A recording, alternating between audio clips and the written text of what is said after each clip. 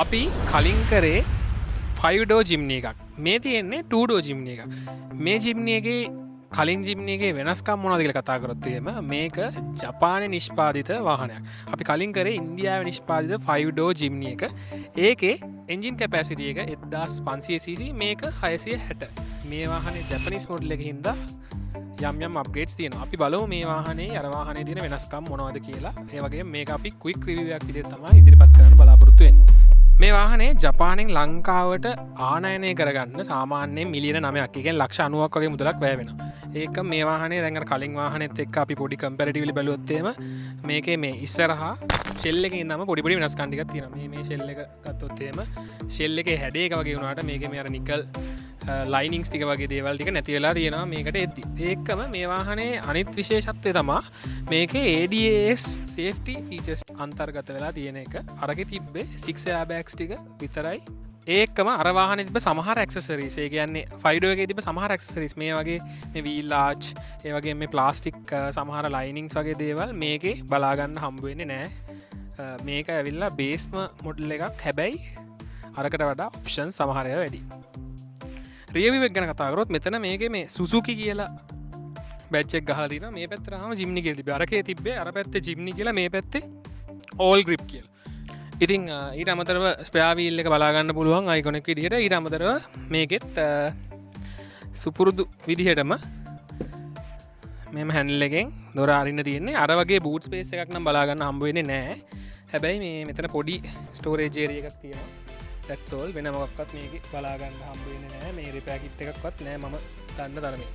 මම කියවනේ මේ boot space එක තරමක් දුරට පොඩි කියලා. හැබැයි මේකේ මෙන්න මේ සීට් එක පිටිපස්සට මේ තියෙන සෙකන්ඩ් රෝ සීට් එක මෙන්න මේව ඇදලා පල්ලෙහාට ගල්ලා බූට් ස්පේස් එක වැඩි කර ගැනීම හැකියාව තියෙනවා. පොඩ්ඩක් ඉන්ක්ලයින්ඩ් තලයක් තමයි මෙතන තියෙන්නේ. ඒකම මෙතනත් පවර් සොකට් පවර් අවුට්ලට් එකක් තියෙනවා. ඊට අමතරව මේකේ න ලයිට් එකක් මොකක්ද බලා ගන්න හම්බ වෙන්නේ නැහැ. මේ පිටිපස්සේ කැබින් එකේ කෑල්ලම ගත්තොත් එහෙම. මේ වාහනේ 2 ඩෝ එකක් වුණාට මේ වාහනේ ලෙන්ත් එක, හයිට් එක, විඩ්ත් එක අතින් ගත්තොත් එහෙම ලොකු වෙනසක් නැහැ. අත්ම කිව්වොත් අර කලින් එක 3.8 මීටර්ස් වගේ තමයි තිබ්බේ. මේක 3.6 මීටර්ස් වගේ 3625ක් වගේ තමයි මේකේ ලෙන්ත් එක තියෙන්නේ. ඒකම මේකේ විඩ්ත් එක ගත්තොත් එහෙම විඩ්ත් එක මීටර 1.6ක් වගේ වෙන්නේ. ඒකත් අර හා සමානව තමයි. ඒ වගේම ආසන්න අගයක් තමයි තියෙන්නේ. ඒකම හයිට් එක මේකේ අරකට වඩා පොඩ්ඩක් කොටයි. මේක 1700 මීටර 1.7ක් වගේ ප්‍රමාණයක් තමයි තියෙනවා කියලා මේකේ සඳහන් වෙන්නේ. ඉතින් ආසන්න වශයෙන් එක හා සමානයි. මොකද ග්‍රවුන්ඩ් ක්ලියරන්ස් එකත් අරකෙත් සෙන්ටිමීටර 21යි, මේකෙත් සෙන්ටිමීටර 21යි. හැබැයි මේ වාහනේ වීල් එක ගැන පොඩ්ඩක් බැලුවොත් එහෙම මේ වීල් එක මේ ආෆ්ටර් මාකට් හයි කරපු වීල් එක. මේක 16 ඉන්ච් ඇලොයි වීල් එක තමයි මෙතන තියෙන්නේ. හැබැයි මේකේ මේ ඔරිජිනලි එන්නේ මේ 2 ඩෝ එකට 15 ඉන්ච් ඇලොයි වීල් එකක්. මේ අර අපි කලින් වීඩියෝ එකේ කිව්වා වගේ මොඩිෆිකේෂන් එකක් කරපු අවස්ථාවක් මේ වාහනේට. මේ කලින් වගේම තමයි මේ වාහනේත් අර විදිහම ෆීල් එකක් තියෙනවා. මේ සේම් ස්ටියරින් වීල් එක, මේ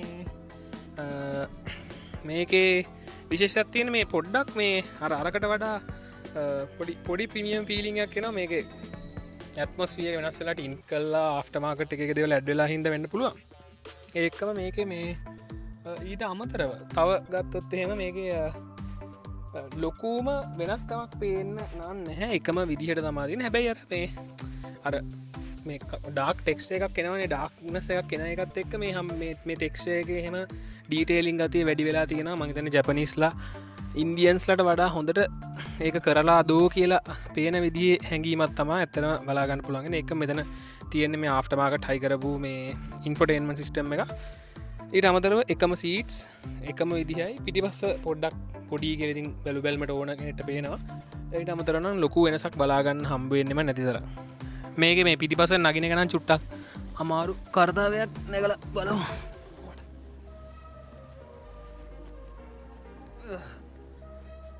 සීට් එක පස්සට කරගන්න බෑ මට. හැබැයි මේ පිටිපස්ස ෂේප් එක යන්න පුළුවන්. මේක මේ පොඩ්ඩක් මේකේ ඇන්ගල් එක තරමක් දුරට වෙනස් කරගන්න පුළුවන්.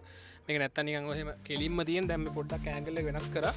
ඊට අමතරව අර සාමාන්‍යයෙන් පොඩි දෙන්නෙක්ට වගේ නම් ඕකේ එකේ යන්න පුළුවන් කියලා මට හිතෙනවා. ලොකු අයට නම් පොඩ්ඩක් යන්න අමාරුයි.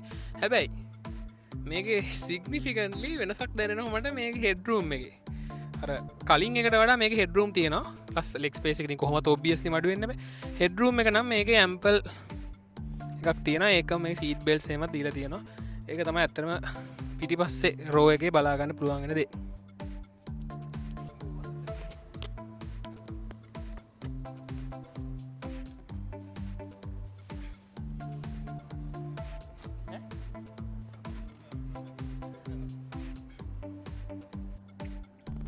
මෙතන ගත්තොත් එහෙනම් මේ ෆීචර්ස් ටික අර මම කිව්වාගේ මේකේ තමයි පොඩි පොඩි වෙනස්කම් ටිකක් බලා ගන්න පුළුවන් වෙන්නේ මෙතන ඔයගලන්ට පේනවා මේ ලේන් කීප් ඇසිස්ට් එක ඒකම අර කොලූෂන් වෝනින් එක ඕෆ් කරගන්න පුළුවන් ඒකම කලින් වගේම අයිඩල් ස්ටොප් එක ඒකම ඉස්සරහා මේ හෙඩ්ලයිට් වොෂර් එක ඒකම හැබැයි මෙතන පාකින් සෙන්සර්ස් ඔන් ඔෆ් කරගන්න ඒකම පල්ලයට ගියාම එන්ජින් ස්ටාර්ට් ස්ටොප් එක ඒ වගේම මිරර් එක කන්ට්‍රෝල් කරගන්න පුළුවන් සයිඩ් මිරර්ස් අපි ආපහු මෙතනට આવොත් එහෙම ස්ටියරින් වීල් එක අර මම කිව්වාගේ බේසික් එක මේක ඇඩැප්ටිව් ක්‍රූස් කන්ට්‍රෝල් නෑ අරගේ වගේම නෝමල් ක්‍රූස් කන්ට්‍රෝල් තමයි තියෙන්නේ දකුණු අත පැත්තේ තියෙනවා ඉන්ඩිකේටර් ප්ලස් ලයිට්ස් වම් පැත්තේ තියෙනවා වයිපර් කන්ට්‍රෝල්ස් මේ මීටර් ක්ලස්ටර් එක exactly the same මේකේ අපිට කලින් කියාගන්න බැරිවෙච්ච එකක් තියෙන මේකේ ෆුවල් කන්සම්ප්ෂන් එක මේ ලීටර් කිලෝමීටර් 9ක් 10ක් වගේ කියලා තමයි යූස් අපිට කිව්වේ මේ ආසන්න වශයෙන් ඒකම මෙතන අපි මේ පැත්තට આવොත් මම අර කිව්වා මේක තර්ඩ් පාර්ටි මේ ඇවිල්ලා තියෙන ඉන්ෆෝටේන්මන්ට් සිස්ටම් එක මෙතන පල්ලෙහාට ගියොත් එහෙනම් මෙතන අර AC කන්ට්‍රෝල්ස් ටික අර විදිහටම තියෙනවා ඒකම මෙතන පල්ලෙහා අර කන්ට්‍රෝල්ස් ටික ඒ විදිහටම තියෙනවා අමතර දෙයකට තියෙන්නේ මෙන්න මෙතනට ආවට පස්සේ මෙතන මේ සීට් හීටර්ස් බලා ගන්න පුළුවන් මෙතන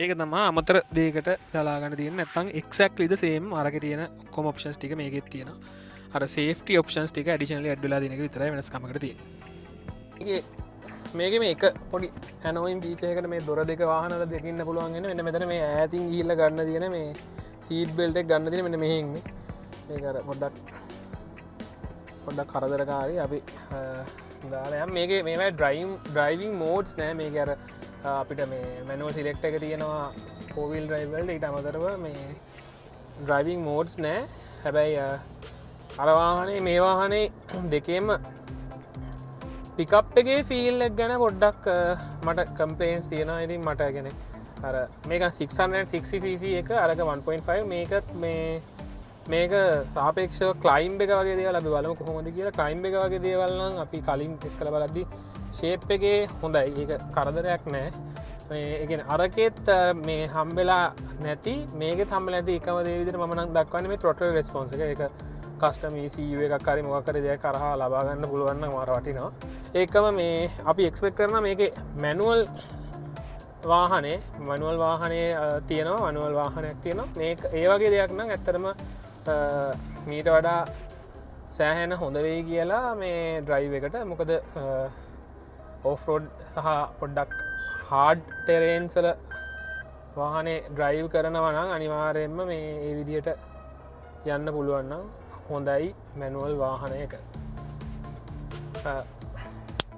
ඒක මේ සස්පෙන්ෂන් නැන් අර මේකේ ඩ්‍රයිව් ෆීල් එක ගැන කතා කරොත් මේක අරකට වඩා සයිස් එකෙන් පොඩ්ඩක් පොඩි වුණාට මේකේ මට හිතෙනවා මේකේ මැනුවබිලිටි අරකට වඩා ටිකක් හොඳයි කියලා මේකේ මගේ ඔනස් ෆීලිං එක මේකේ ඩ්‍රයිවිං මැනුවබිලිටි එක අරකට වඩා තරමක් දුරට හොඳයි මොකද අපි මේ අද වීඩියෝ එක කරන්නේ මේ අර කලින් එක වීඩියෝ කරපු දවසම එතකොට අපිට කම්පැරටිව්ලි කියන්න පුළුවන් මොකක්ද ඇත්තටම වෙනස කියලා මේකේ බලද්දී මේකේ මැනුවබිලිටි අරකට වඩා සිග්නිෆිකන්ට් විදිහට වැඩි කියලා තමයි ඇත්තටම මට නම් හිතෙන්නේ ඉතින් මේ ඒක ස්පෙෂල් පොයින්ට් එකක් විදිහට දක්වන්න පුළුවන් ඒක මේකේ අර මේ මුලින්ම ඔලුවට ආපු නැද්ද මේක අර සීට් එක හයිට් ඇඩ්ජස්ට් කරන්න බැරි හින්දා සමහර විට මේක පොඩක් කොට කෙනෙක්ට මේක අර පැත්තේ කොන පේනවද කියලා අපි පොඩි සැකයක් තියෙනවා මේ මට එච්චර කේස් එකක් නැහැ නමුත් ඊට වඩා පොඩ්ඩක් පහතින් බලද්දි නම් පොඩ්ඩක් අමාරු වෙයි කියලා හිතෙනවා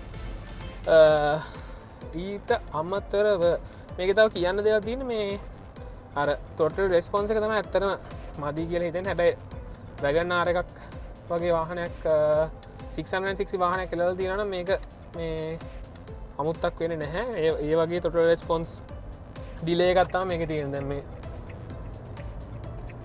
හැබැයි 660 1500 කියලා නෑ 1500 එකෙත් මේ වගේම throttle delay එකක් තියෙනවා ඒකින්ද ඉතින් අර එක්තරා විදිකට ඒක ගොඩක් පෙට්‍රල් හෙඩ් කෙනෙක්ට වගෙන ඇතරම අමාරුවේ ඊට අමතර ස්ටියරිං ගැන කතාකරොත් තර අරකට වඩා මේ මඟට කිව්වාගේ මැනුව බිලිටිය එක මේක හොඳයි වගේ දැන හිද මේක ස්මූත් ගතියක් දැනෙනවා මේ ස්මූත් ගතියක් දැනෙනවා මේක මට ටික වෙලාට පස නෝටනේ මේක මේ කෝල් කන්ට්‍රෝල්ස් බටන් ටික නැහැ මොකද මේක ඔරිජිනල් සටප් එක තම කෝල් කන්ට්‍රෝල්ස් බටන්ස් ටික එන්නේ මේක අර ෆක්ටි ෆිට එකන මේ තියෙන හිද මෙතන කෝල් කන්ට්‍රෝල්ස් බටන් ටික එන්නේ නෑ ඒක මන් සිරිමිල්ලගේ දැක්ක එක වෙනස කනික්ටිකනම් සියල්ලම සේම් වගේ තමා ජඩම් මොඩල් එක මේක පර්සනල් ඉම්පෝට් සහ මංගේතන කාසේල්ස්වලින් ඉම්පෝට් කරලා තියෙන තමා තියෙන මේකට ලංකාවට සෝල් ඒජන් කෙනෙක් නන්න හැ